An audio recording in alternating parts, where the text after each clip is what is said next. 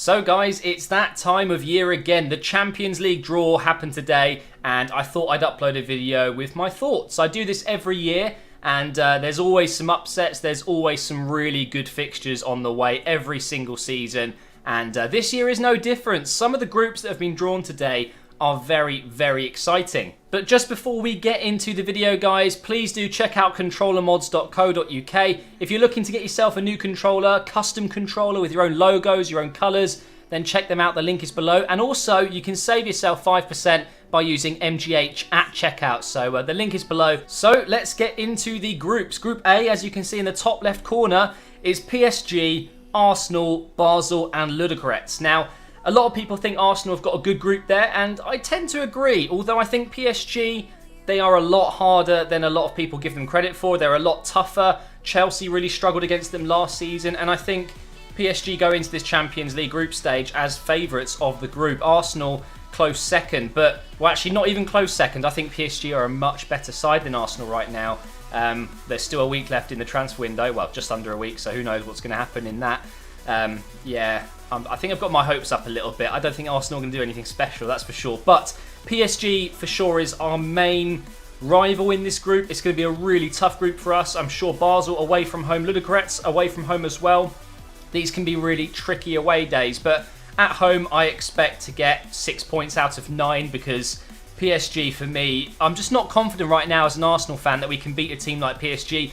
We'll probably get 2 losses against them in the 2 games. But the other games we should win comfortably and we should qualify. Now, looking at Group B in the top right corner, we've got Benfica, Napoli, Dynamo Kiev and Besiktas. Now, that is actually a very underrated group. I think that's pretty close, you know. Benfica and Napoli is going to be very, very interesting. You never know with a Russian side as well. Going away to Russia, a cold evening. It's almost like that old saying, you know, a cold evening in Stoke. But you don't want to go to Russia and play a really tough away game. But you never know what's going to happen, do you? And Besiktas, of course, going to Turkey is a very, very difficult game as well for a lot of clubs.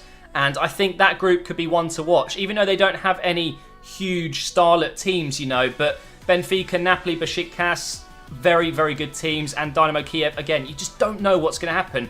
Definitely watch out for Group B. But for me, the real contender for the best group, for a neutral anyway, has to be Group C. You've got Barcelona, Man City, Mönchengladbach and Celtic. That is incredibly difficult for some of those teams. I think Barcelona will do very well. Going to be interesting to see Pep against his old side once again. But Man City do look stronger this season, and with Pep coming in, they probably will be better in Europe as well. And then you've got Mönchengladbach. I feel sorry for them because I would love to see them get further into the competition. I do really like their squad, even though Xhaka's not there anymore. He's at my team now, Arsenal. I do like Mönchengladbach a lot. I like their manager a lot as well. He's going, well, he is bald, like I'm going to be soon. And Celtic, of course, another British club. And I know Brendan Rodgers gets quite a lot of flack for being a bit of an idiot and talking a lot of crap, but I actually quite like him. And I would like to see him do well at Celtic. But obviously, Barcelona and Man City, strong favourites to go through Group C. Now over to the right, we've got Group D, also a very, very strong group. Bayern Munich, Atletico Madrid, PSV and Rostov. Now obviously it's pretty simple. Rostov will probably not be going through that group, and PSV, although they're a good team, yeah, they're not quite Bayern and Atletico Madrid's level. So again, Bayern, Atletico Madrid, you never know how that's going to go down, but you can pretty much guarantee they will get 3 points in every game, except from when they play against each other, which could end in draws. But for me, Bayern Munich, are they going to have enough this season? Atletico Madrid, they've recruited well. I think defensively they're stronger. Well, actually, no. Bayern Munich with Hummels and Boateng, it's going to be really tight. Now for Group E with Tottenham in it, and they got lucky. I really do think they've got lucky here. CSKA, obviously a tough side from Russia once again. Leverkusen, who, again, they've recruited well this season. I'm interested to see how Volland gets on at his new club there. And then Monaco. With Tottenham, I think they've got a very good group there. They've avoided some of the really big teams. And I think out of those 4 teams, they're the favourites. I really do. CSKA, you can never write off, though. Very, very good team on their day. Leverkusen, I said, have recruited well. They are a strong German team. And Monaco, although they're not as good as they were a couple of years ago when they had that massive investment, it's one of those teams that could really produce on the night. Now Group F, we've got Real Madrid, Dortmund, Sporting and Legia. I'm sorry if I haven't pronounced that one right. I think they're favourites to be going out of that group without winning a single game most likely. Although Sporting aren't quite as good as Real Madrid and Dortmund, they're a very good side.